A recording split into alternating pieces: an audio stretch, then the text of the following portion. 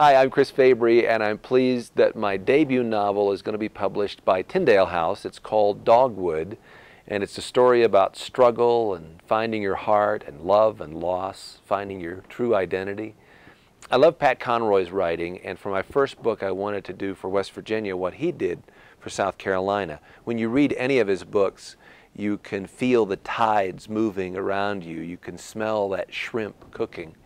And I wanted people to smell what West Virginia is like in the spring when it just explodes with green and the dogwoods bloom and their rhododendron. In the fall, it's probably the most beautiful place on the planet because of the colors of the leaves. So the setting really is a huge character in the novel. But the two main characters are Karin and Will. Will is coming back from prison after serving time for a crime that really has shocked the community of Dogwood.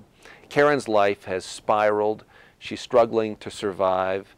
She's married to the pastor of a small church there. She spends a lot of her time, especially at night, in her closet in a space that she says is littered with poetry and quotation books. She feels like God has trimmed the nails of her soul to the quick. And the trigger that helps Karin change is an unlikely old woman named Ruthie Bowles. Ruthie asks a lot of questions, she probes, she delves into Karin's background, and there's a little bit of mystery around Ruthie, who she is. She's kind of this phantom moving in and around the lives of Karin and then Will when he returns. And she tries to help Karin move out of that small world that she lives in and face the truth. But as anyone knows, the truth sometimes is frightening, and it is for all three of those main characters. And the struggle is not only to discover the truth, but then to take that into change. There's also a young man in the book named Danny who tells the story of his sister's deaths. He tells his counselor, he's responsible for it, even though Will has gone to prison for those deaths. So Danny's this tortured soul struggling to discover the truth about himself and his future.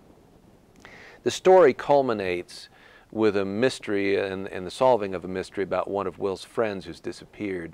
The town turns against Will, some of his family members turns against him, and the resolution to all this presents some surprises. I hope people will get to the end of the novel and will think they have it figured out, and then suddenly they'll see, I didn't expect that, at least once, maybe twice.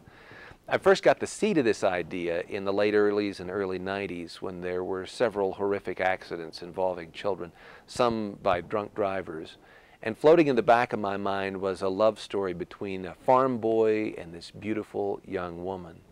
And the question that presents itself is, what if a person makes such a sacrifice for someone else that there's no way they can repay that sacrifice?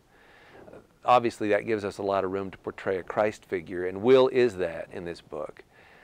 I think that God is writing his story with each of our lives. You see that in this novel. And the problem is that we have a difficulty pulling back and seeing the big picture and understanding how all of our chapters fit in together with the big picture that God is working out. So I hope this book will make women fall in love with Will Hatfield. That's what my agent said when she first read it. I wish I could find a guy like this Will. It shows his relentless love toward Karin and God's relentless love and mercy toward us. Karin really is a character who's unreachable by Will. She's in a position not even to respond to him. He's basically returned for her. She's married, she has kids, she's a pastor's wife, so there are a lot of strikes to their relationship. So I think women will relate to Karin's struggle. She's sort of this every woman character, the spouse who tries hard to please people around her. She gives herself to her kids and her husband, her church.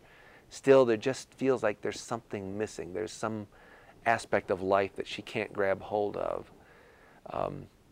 I like stories that have satisfying conclusions, not to tie everything together in a neat bow where everybody becomes a Christian and eat bonbons the rest of your life, but that show real life along with the eternal purpose, that God really is working behind the scenes of our lives, even when it feels like he's hiding.